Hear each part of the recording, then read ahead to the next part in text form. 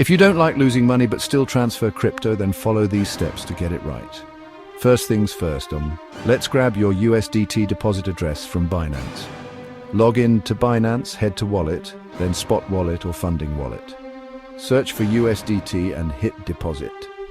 Now pick your network. TRC20 is usually the cheapest.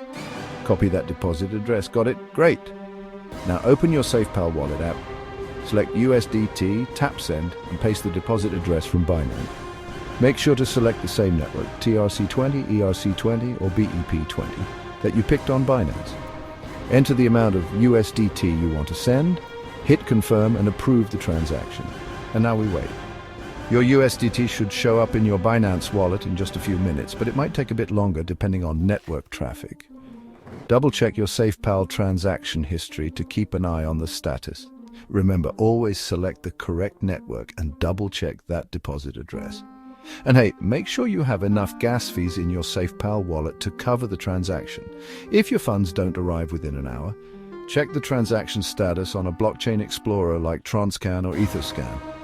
And there you have it, a smooth, safe, and cost-effective transfer of your USDT from SafePal to Binance. Happy trading!